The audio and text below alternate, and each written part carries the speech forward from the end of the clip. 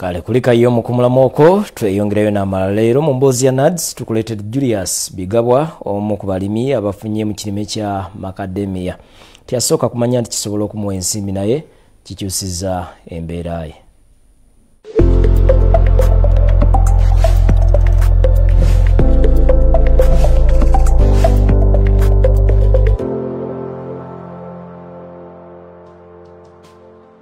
Julius Bigabwa okulima Macadamia teyasooka kukikola ku mutendera gwa nsi yonna era teyasooka kumanya nti kisobola okumuviiramu ensimbi emyaka 10 egiyise.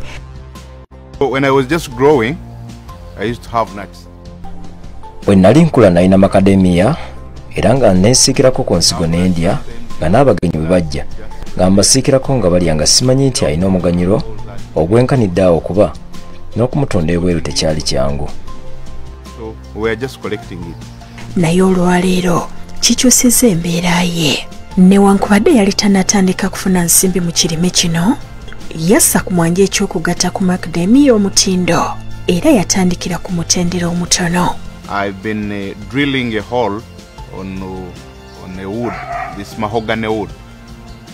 You drill a hole like 7 holes on that wood so that you can hit with a hammer different sizes on each.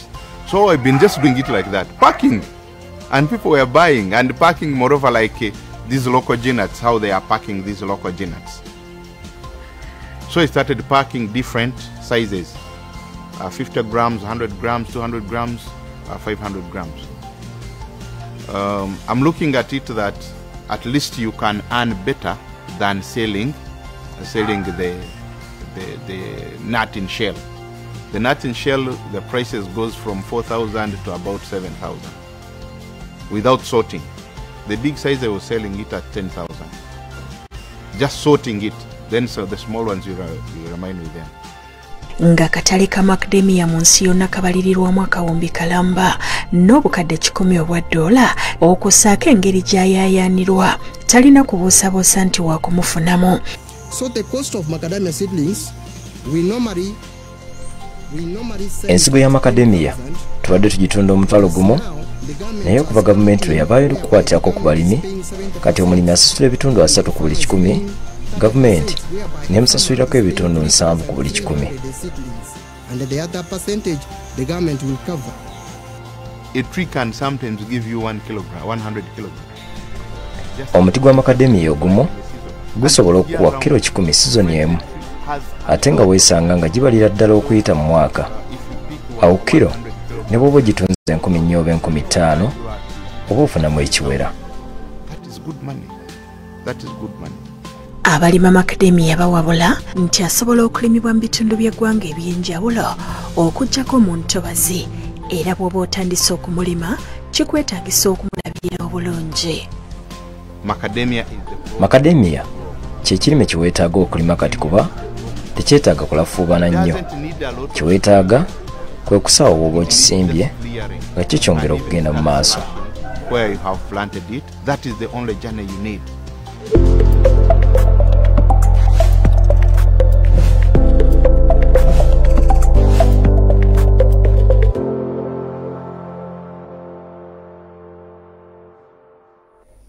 Wow, ye Macadamia oyo. Ate omulamuzi Ochan ayingidde mu nsonga za family y'omugenzi Engineer John Orech gibamenyera ennyumba omwaka ogwedde nga bazzeemu okubagobaganya songa omusango ogukyali mu kkooti. Amaka gano gasangibwa Ntinda wano mu Kampala.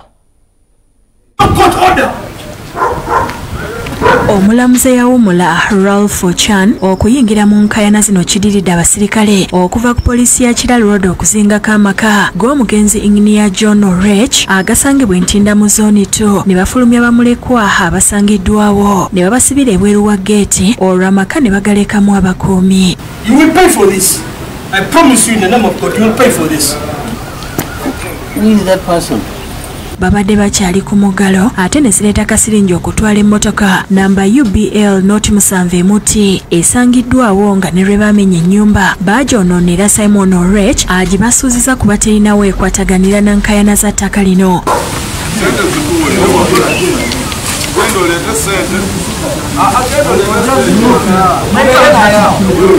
Okyana agamba nti ekikoleddwa poliisi okugobaganya abantu kikyamu kubanga waliwo ekiragiro ky'omulamuzi Christopher Madrama ekiyimiriza ekintu kyonna okukolebwa mu kifo kino.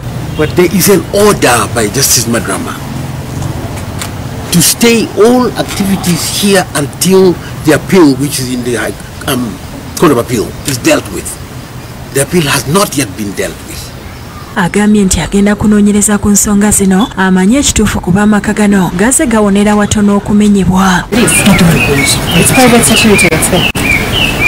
See, it's a lie here. This big lie we must point out. Olw'ekyo agamba nti gano ge maka mwe bakulidde nga gaazimibwa kitaabwe omugenzi olw'ekyo wabula ku ssaawa 2 ez'okumakya balabiddeawo nga poliisi okuva ku Kira Road ebalagira okugamuka nti balina ekiragiro kya kooti kyokka bwe bakibasabye bakibamye. The police have come, they have thrown us out and they have left private security in the compound. On further query, we get to find out that the police are not even acting on a court order. They have just turned up with a document which they refused to share with us initially. But when we read the document, there are very many loopholes. Omwogezi wa poliisi mu Kampala n'emirirwano Patrick Onyango agamba nti okuva lwe baamenye ennyumba eno omwaka oguwedde babadde bakuuma amaka gano nga bwe balinda kooti kyeneesalawo ku bwannannyini. So since December we have been guarding that place waiting for the outcome of High Court. Agamba bafunye ensala ya kooti enkulu ng'eraga nti Yusuf Semakula ye nannyini ettaka lino era ne basalawo okuggyawo abasirikale ababadde bakuumawo nga mpawogo bafubutudde. So we have withdrawn our forces from there back to our barracks to leave for the rightful owner to take possession of his property. So we have not evicted anybody. Entiko y'obutakkaanya ku ttaka okutudde amaka gano yaliwo mu Desemba omwaka oguwedde bwe baleeta grade okugasenda. Ronald Kasasa yakusakidde eggulire lino ku lwa Bukedde TV. Nabino Agataliikonfuufu. Tulina ebikozesebwa eby'omulembe eby'enjawulo ng'eby'amawoofiisi, eby'omumadiiro, ziddayiningi, eby'omu bisenge n'enyekindekeki. Tukyalire ku showroom yaffe eri ku Lubaga Road, Furniture House, Plot 1427. Ekitongole ky'ebisolo kya kukwata amazike n'okuliyirira abantu be gatuusaako obulabe.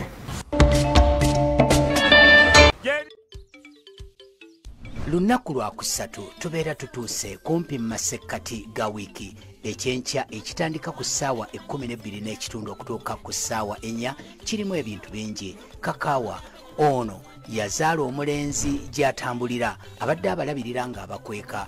Agamba omukyala w'eka yamukanze yayozezza ekifaananyi ky'omwana kinene yakitadde mu ddiiro. Beera mulamu, tujja kuba ne Dr. Norebo Mugisha ono musawo mu Uganda Cancer Institute wakwogera ku cervical cancer eyeeyongedde n'okuzzaamu abantu amaanyi nti abakeberwa amangu bawona. Ekyenkya ne Serebu tugenda kukyalira omuyimbi Palaso.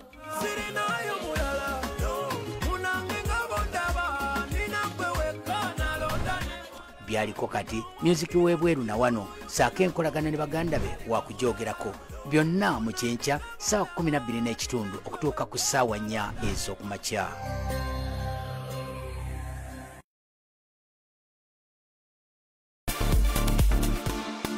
Wosaliza akabiri ku gas oyo fire.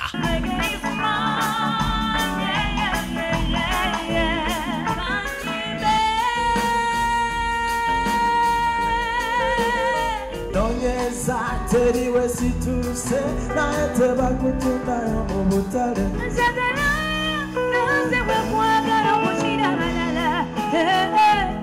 Jimbadde nga mbagambye ebbanga lyonna.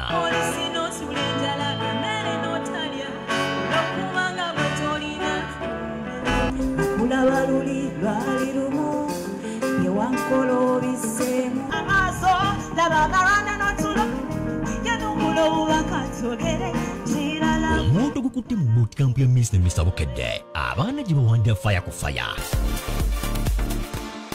No, man, vibe yuji batusako n'amala vibe ku meri jangu jakuze ne dola n'amala owembwa mu bijaguzo by'emyaka 17 mu mawulire nga 3 ogwokuna 2023 tugenda kuseeya ku meri nnyonyi rumyansi eriko eya MV No Deal Victoria olosas banda etusabula omuziki DJ Shiro alongside MC Josh okikube ediyawe tengamida ne Coach Brian tuli bakugesa nabo tugenda kubako ne surprise artist tuli bakusola ku Victoria Forest Resort e Kalangala okugenda ku Namala Vibe ku Meri okusula e Kalangala breakfast dinner gata kone entertainment bwembera kapo musasula emitwalo 45 ate ng'oli omu emitwalo 39 okulo booking ku bessimu 0758 950000 bino bya fast come fast serve sente zinava muzagenda mu school requirements ez'abaana baba single mothers MC Saimo omunene w'ekibuga Namala Vibe ku Meri ewagiddwa MV No Deal Victoria Ayan Motors Prestige Majarena Capital Chicken Rules Form Victoria Forest Resort Guys Divo Collection Beats by Derek Sammy Photography ne Bukedde family tosuba ku Bukedde TV obulamu obw'omu nga buluma mwana watu bulinga bulwadde ne bosi wange nangamba naye ana lwaki tokwate ne namba n'okubira omusajja oyo bwe tolengera omubiri olumwatya obulwadde nga program abanoonya weeri nga tolina mwagalwa olirwenkukwatako muli giwulira wasimba ne kiroga kasukaali walunga ne kagala ayina ensawo erimu akantu okwano ogwonguyina nange andago sente nange kulikayo mu kumulamu okwo mu Agataliikonfuufu amala abakristaayo basanyukiddeko omulabirizi omulondo w'obulabirizi bwa West Renzori asookedde ddala Barnabas Tibayijuka yalondeddwa olukiiko lw'abalabirizi olunaku olw'eggulo olwatudde ekisolo libadde essanyu girere nga abakristaayo bajagulizaako Reverend Barnabas Tibayijuka yalondeddwa olukiiko lw'abalabirizi okubeera omulabirizi asooso wa West Renzori ono tumusanze mu lutiki yabbulwa mu mutukuvu balunabba ebundu bibyo nga yebaza Katonda olw'obuwanguzi buno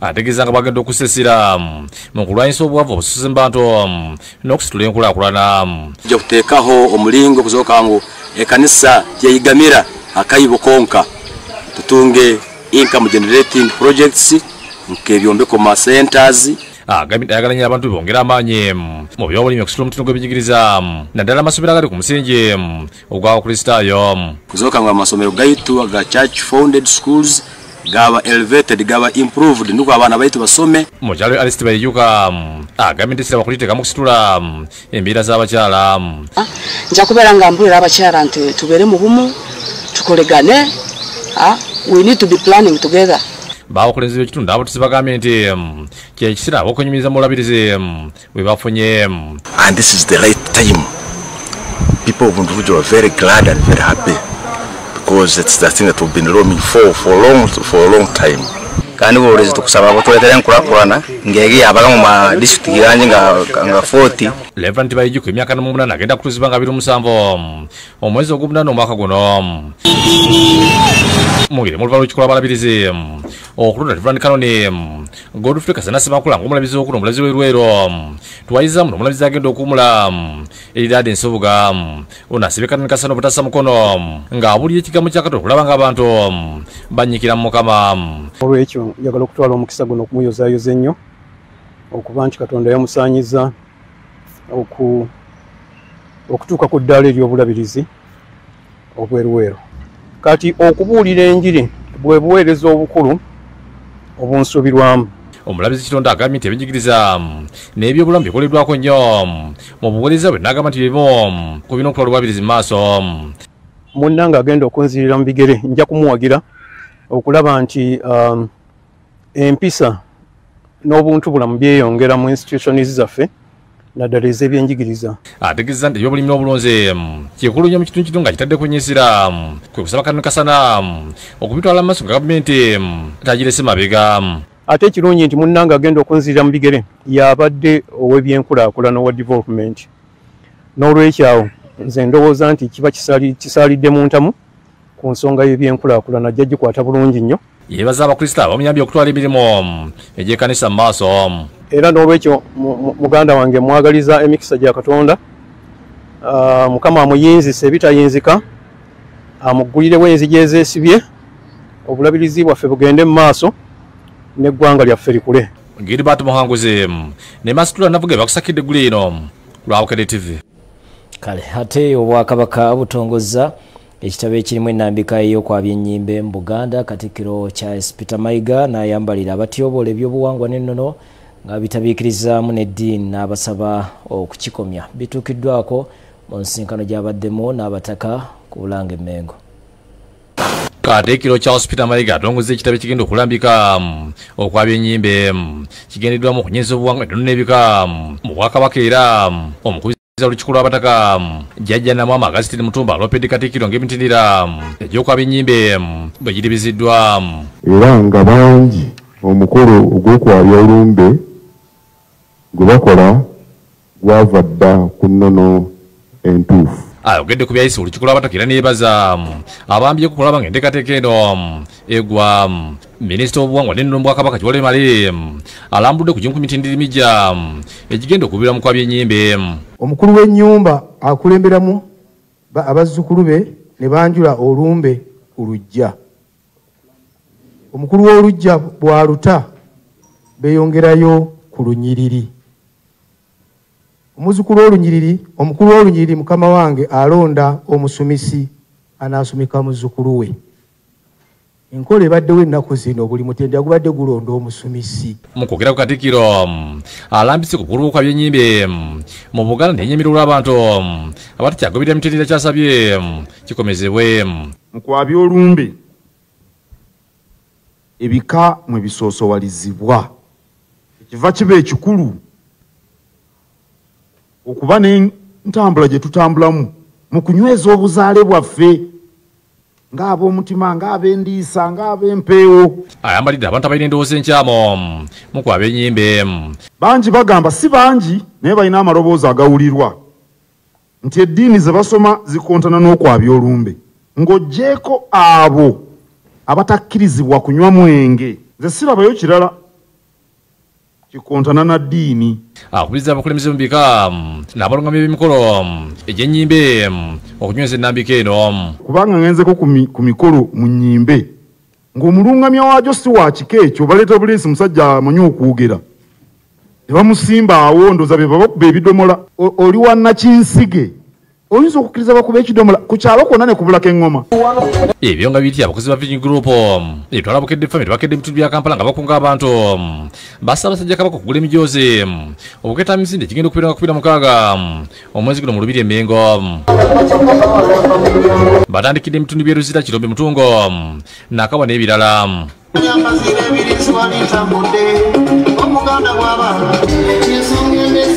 Beeyogedde mu kibuga wakati ku Nkuluma ne Nasarondi ngenda abantu bangi baguze emijoozi beetwogedde kuna basimisa Basajja Kabaka olw'okubeera omusaale okulwanyisa obulwadde bwa mukenenya mu bantu. Mwenna abakasimba abazzukulu bange mwenna musigale amwoga mujje mubeewo mugule tuwagire Obwakabaka bwaffe. Mutungo Mugoloobi, Luzira, Kasokoso, Kampala Road, mugule emijoozi Basajja Kabaka muwagire Obuganda. Kabaka n'Obuganda nishimu. Amyuka akulira okuteeka ebivulo mu Vision Group Kennedy Muta akunze abantu bajjubire enteekateeka z'abeene ez'okugula emijoozi. Basaba ne banyabo bonna gye muli nyongera okubajjukiza n'okubakunga nti wena wena gy'oli olaba ekimotoka kya Bukedde nga kikuyitako kiyimirize kwata emitwalo 2 ogule omujoozi osobole okuddukira omulanga gwa baffe gw'okulwanyisa ekirwadde kya mukenenya tekimalewo mu mwaka 2-3. Disane Mutyaba ne David Tamale bakusakidde eggulu eno lwa Bukedde TV. Omutanda agenda kusimbula emisinde.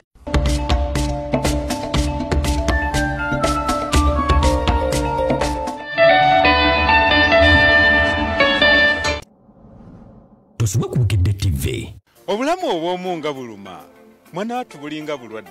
Ne bosi wange nangamba naye Ana lwaki tokwata n'ennamba n'okubira omusajja oyo. Bwe tolengera omubiri Olumwatya obulwadde nga program abanoonya weeri nga toyina mwagalwa. Olirwenkukwatako muli giwulira wasimba ne kiroka kasukaali walunga ne kagala ayina ensawo erimu akantu mukwano gwonguyina nange andago sente nange mulago wabula onyiriro tukula olinga n'abamata ebyo biina munaye okunoonya si musango anti buli muntu aba ne kyayagala ate sagala mukazi nga maama wo yakuza bazaala baana bawala bokka njagala nga mulimuko n'abalenzi ate sagala omukazi mutono andire emmere yange n'etakuluma bangi basobodde okuyita mu puroguramu eno abanoonya ne bafuna ababeezi wamulira enjala olinga atakwata mu ngoye bambira bemmunye negattaako buli lwa mukaaga essaawa 3:30 ez'akawungeezi nange Philip Kaggwa tosubwa tosubwa ku Bukedde TV. Weyame nti ojja kunjagala utuuke ne ku Jubiri kyatule nti omukwano gwaffe kabani ku ndongosebo era ne bwe tulikootakoota oba emitwe nga gitutukudde amazima tetuliteŋŋana majangwana nakirijja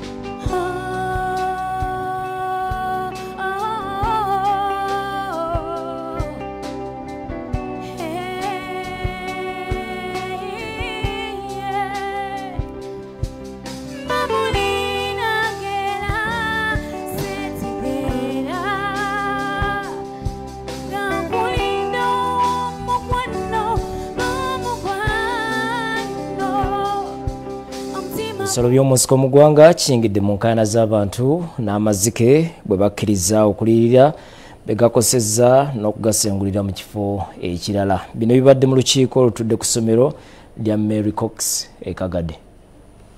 Kitutte emyaka 15 ng'amazike gategomya abantu ku byalo 8 mu disitulikiti y'e Kagadde nga bino kuliko Karuswiga East, Central ne West, Kyamajaka, Igurika, Bugamu ne Nyanzige. Obulumbaganyi bwe gakasembayo okukola bwabadde ku kyalo Kyamajaka mu Town Council y'e Muhoro ku Lwokubiri bwe gabbye bbebi ow'emyezi 3 ku nnyina ng'alima ne gamutagula n'afa ate abaana abalala ne basimatuka n'ebisago eby'amaanyi so ng'omwaka oguwedde gabba omwana kunyina ne gamulumako ebitundu by'ekyama. Have a problem of chimpanzees and gorillas which have destroyed our crops, which have killed our children. Kati aba Uganda Wildlife Authority bayingidde mu nsonga eno bwe batuuzizza olukiiko mu kitondo nga lwetabiddwamu abakulembeze ababaka ba Parliament n'abantu abakoseddwa nga lutudde ku Mary Cox Primary School. Abatuuze basabye wuwa okusengula amangu ddala amazike ge bagamba nti tebakyasobola kuwangaala nago. Mwelo siyanga kafa abaana babiri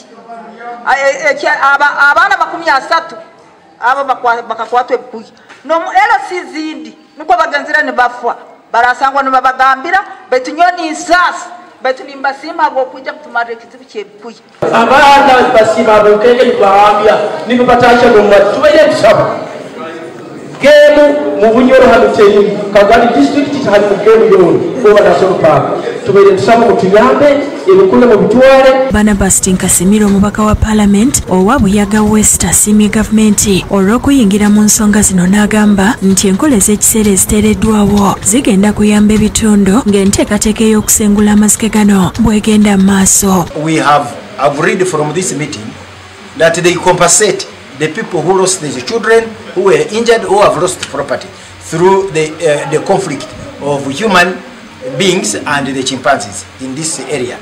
2, they are going to establish a committee of monitors.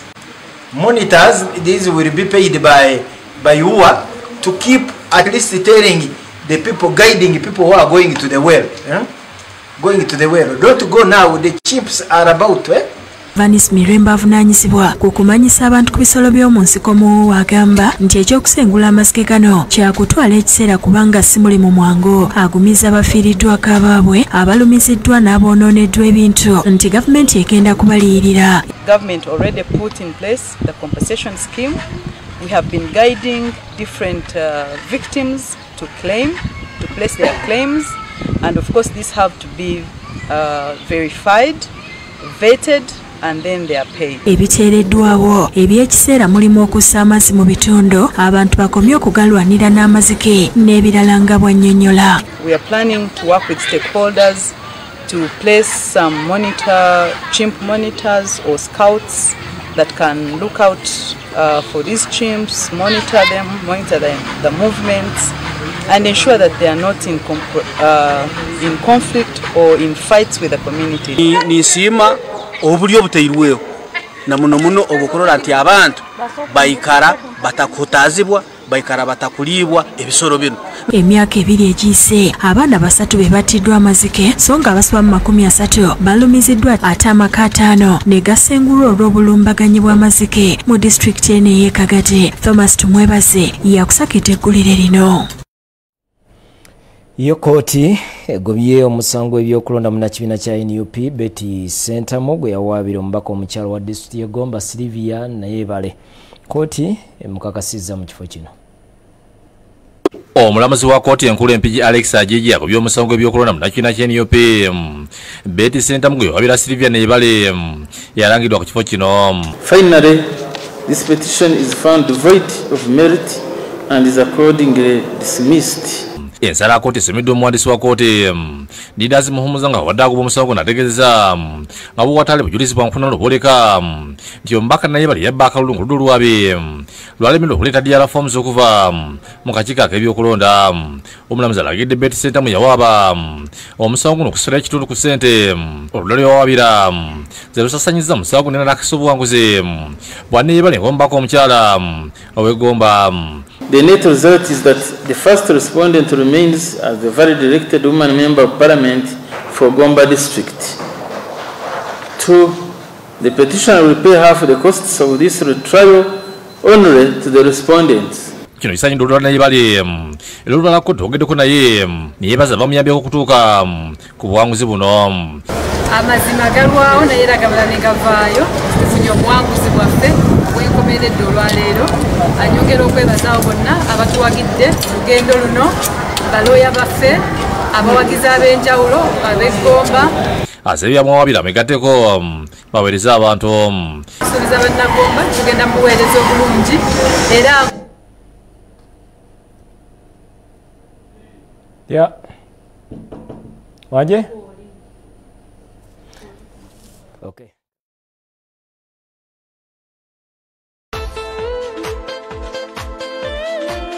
Lubulwa Loria n'ekino kyaffe ky'ebyemizannyo Agataliikonfuufu wano ku Bukedde TV1.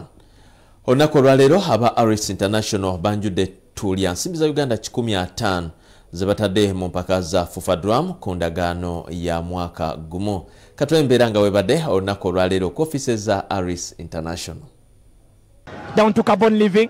Carbon empaka z'ekibiina